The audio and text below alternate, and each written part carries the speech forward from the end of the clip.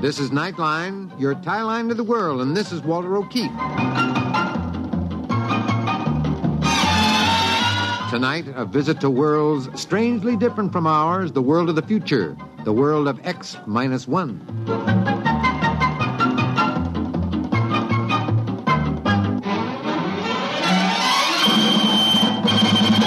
Now, here is the future, X-1. Countdown for blast off.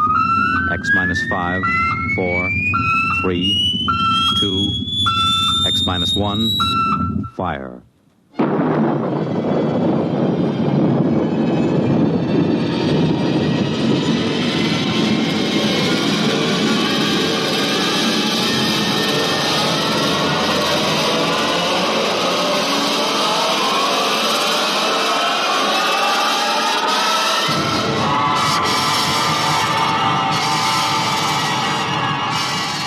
From the far horizons of the unknown come tales of new dimensions in time and space. These are stories of the future, adventures in which you'll live in a million, could be years, on 1,000 maybe worlds. The National Broadcasting Company, in cooperation with Galaxy Science Fiction Magazine, presents X minus 1.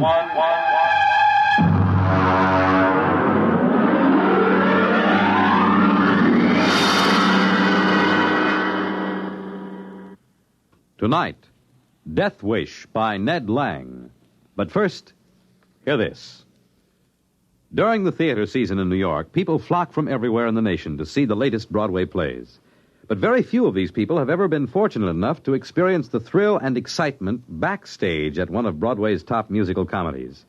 Tomorrow night, Monitor invites you along as Don Russell goes backstage at the Broadway musical hit Simply Heavenly, introducing you to the cast, the author, listening to the songs from this fine musical show.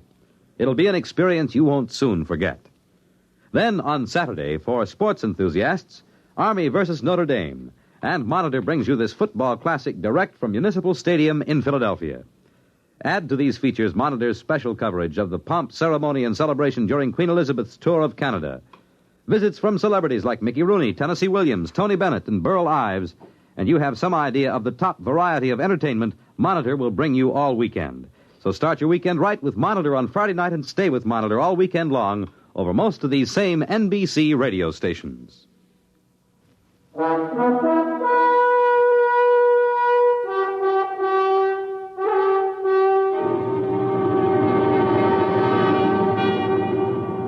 And now, X-1, and tonight's story, Death Wish.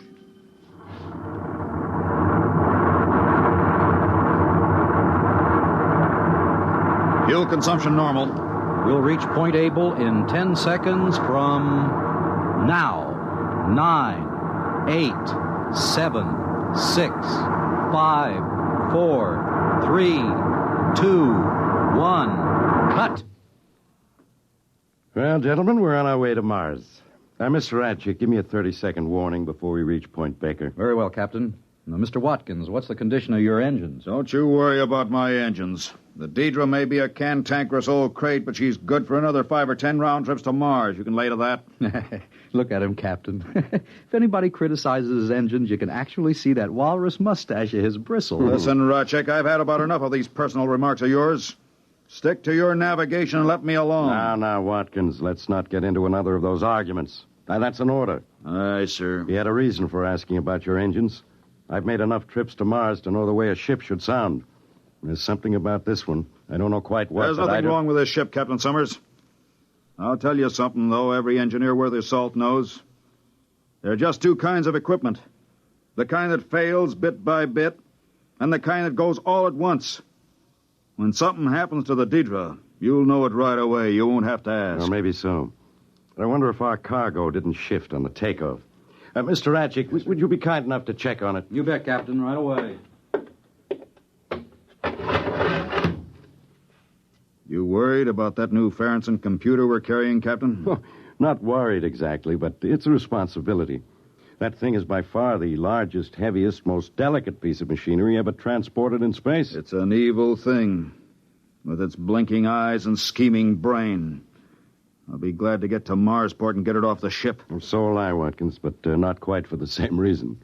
I don't quite share your feelings about the personality of machines. That's because you don't know anything about them, Captain. I do.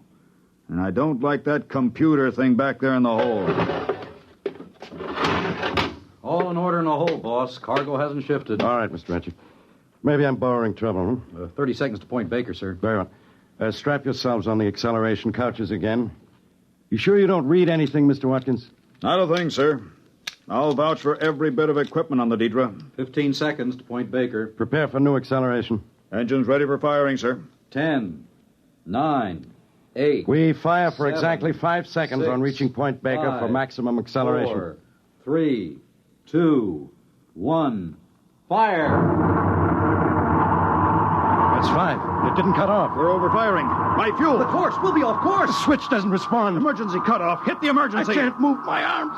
Acceleration. Stop it. Stop the rockets. My arms so heavy. If I could just reach the cutoff switch. There. What happened? We're on emergency lights. We blew the generator. Of all the lousy things to happen. What was it? Main firing circuit. It fused on us. Metal fatigue, I'd say. Must have been flawed for years. When was it last checked out? Well, it's a sealed unit, Captain. It's supposed to outlast the ship. Absolutely foolproof. Unless it's flawed. Now, don't go blaming it on me. Those circuits are supposed to be X-rayed, heat-treated, fluoroscoped. You just can't trust machinery. How are we on fuel? Not enough to push a kiddie car down Main Street. If I could just get my hands on those factory inspectors... Mr. Ranchik, how does this affect our course? I'm computing it now. Well, hurry it up. I'm working as fast as I can. Mr. Watkins, can we fire those rockets on manual? Sure we can, but we only have enough fuel for about a 3-second burst. It'll mean a crash landing. We'll worry about that when we come to it. Well, Mr. Ranchik? This kills us, Captain. We're going to cross the orbit of Mars before Mars gets there. How long? Too long. Captain, we're flying out of the solar system at just under the speed of light.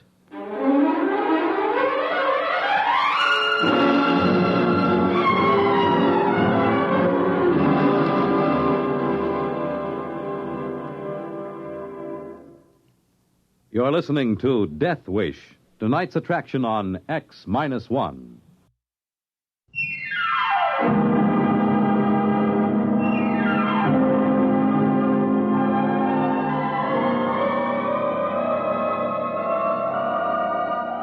Now back to X-1 and Death Wish.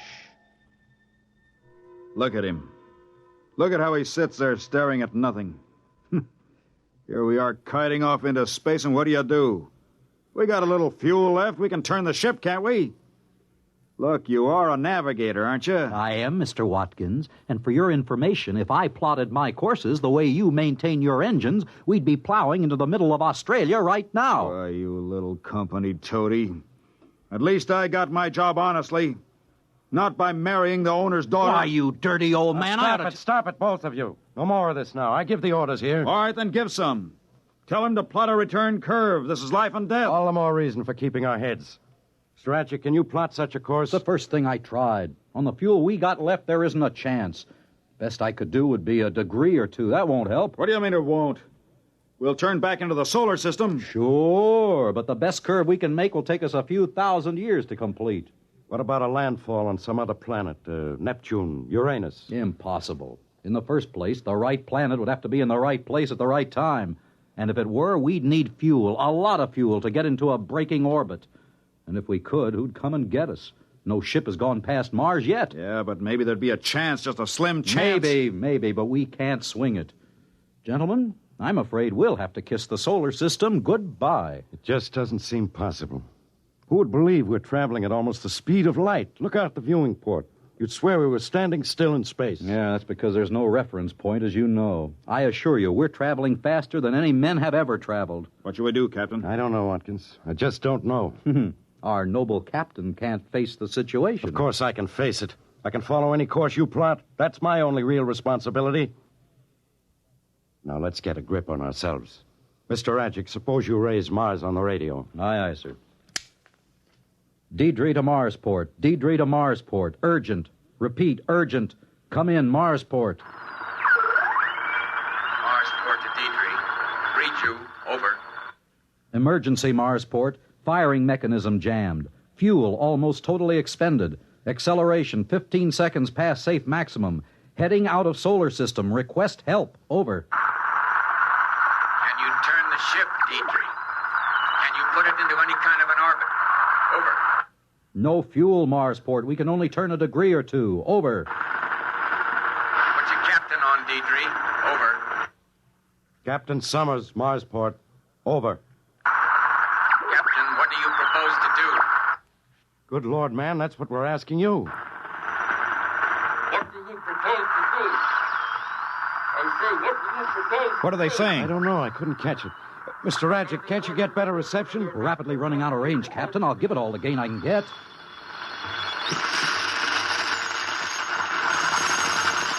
To Deidre. Marsport to Deidre. Can you read me? There they are. Shut up. Deidre, what can you do for us? Over. Captain, we can't think of a thing. If you could swing into any sort of orbit. We can't. I told you that. Under the circumstances, Captain, you have the right to try anything at all. Anything, Captain. Oh, that's nice of What them. do they expect us to do? Complain to the company? Listen, Marsport. Marsport, do you still read me? Over. Read you faintly. Go on, but hurry. I can think of just one thing. We could bail out in spacesuits as near Mars as possible. The Diana is laying over there, isn't she? You could have her pick us up. Over. Sorry, Captain. You're confused. If you left your ship, your momentum would not be affected. You and your crew would continue through space at the same rate as the ship. Over. Of course, I wasn't thinking. I have it. Send the Diana out to intersect our course. Maybe we can find some way to transfer. My navigator will help you plot the intersection. Over.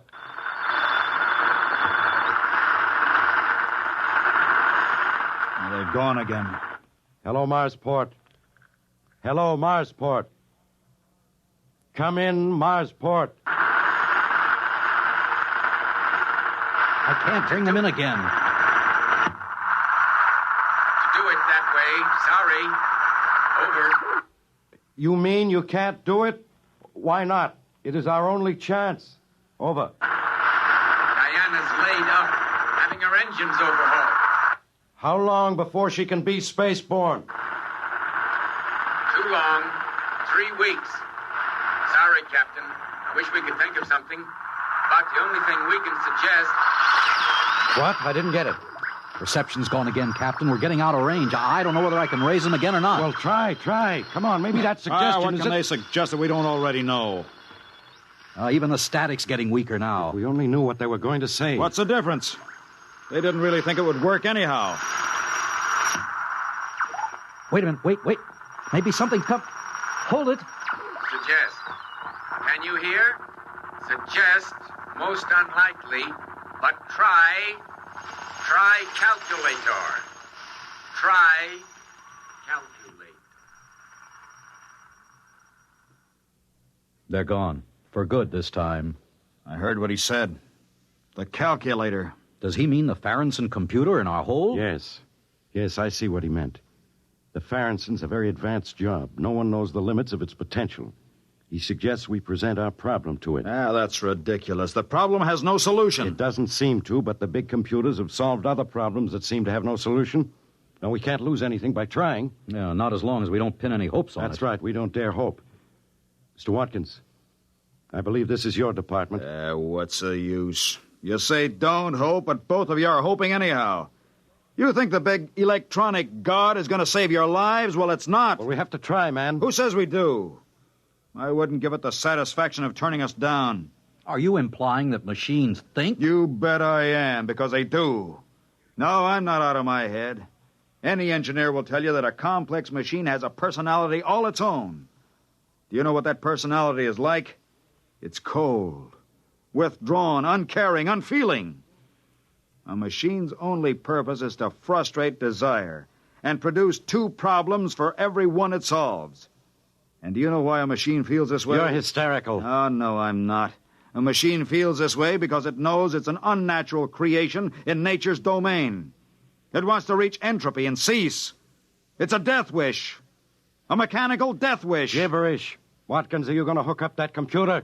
Oh, sure, I'm human. I keep trying. I just wanted you to understand that there's no hope. I'll get it warmed up. We better watch him. He'll be all right. Maybe. He's blaming the situation on a machine personality now, trying to absolve himself of guilt. It's his fault we're in this spot. An engineer's responsible for all equipment. What's the good of blaming anybody? None, I guess. Personally, I don't much care. This is as good a way to die as any. Better than most. Don't talk like that. Why not? Death in space is an appealing idea in certain ways. Imagine an entire spaceship for a tomb. And you have a certain choice in how you die. Thirst, hunger, heat, cold. Shut up. Now, that's an order. This is your first real emergency, Captain. And you're responding like a stunned ox. Wake up. If you can't live with joy, at least try to extract a little pleasure out of your die. Shut your mouth. Well, gents, your little tin god's ready and waiting. Anybody care to make a burnt offering in front of it? Have you given it the problem? Most of it. You two have to punch up your own details. Position, elapsed time from maximum acceleration, water, oxygen, food. All right. Come on, Ratchik. Did you tell it we want to return to Earth alive? Oh, yes. Yes, it loves that part. It'll get such pleasure out of rejecting the problem as unsolved. Oh, no, it won't say that. It'll say insufficient data. And I'll punch up the rest of the information.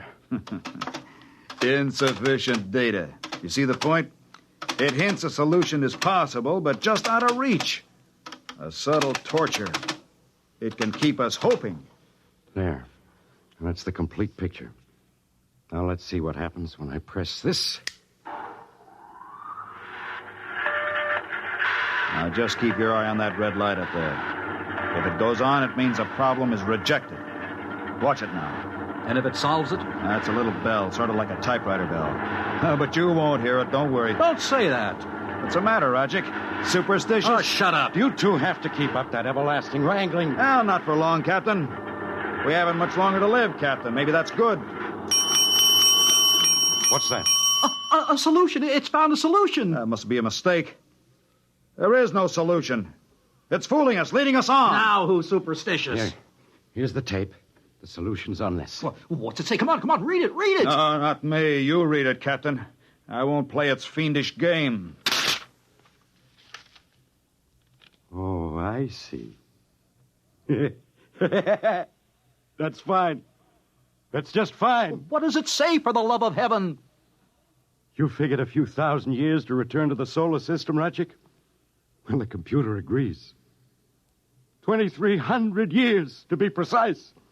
Therefore, it has given us the formula for a longevity serum. 2,300 years? What are we supposed to do, hibernate? Not at all.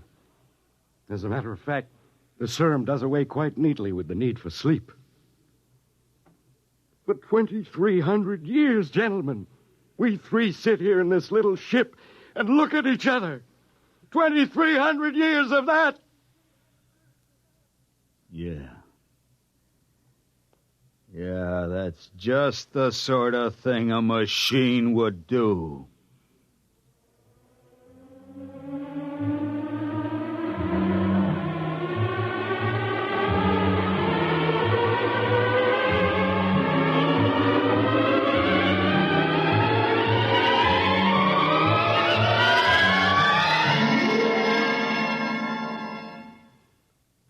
Fred Collins again, and I'll have another word for you about X-1 in a moment.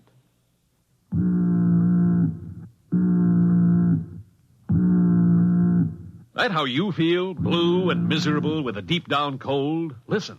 Every second someone takes it for the miseries of a cold. Millions more take bromoquinine. Every second someone takes it for the miseries of a cold. Bromoquinine.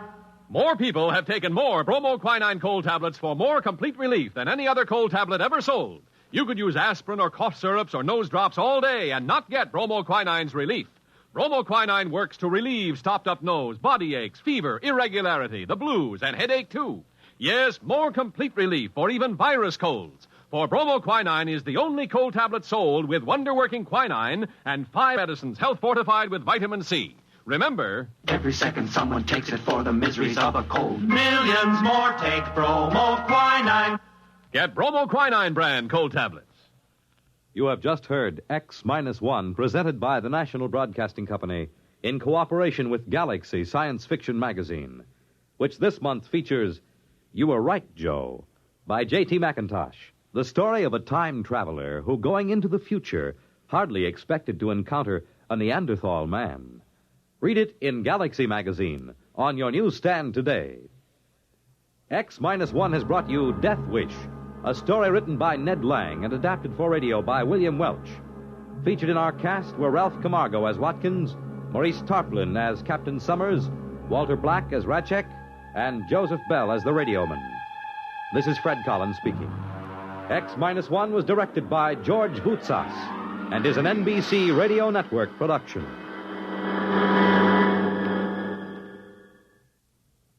There's excitement in the air at night, and Nightline brings it to you. Hear Nightline with Walter O'Keefe next on most of these NBC stations.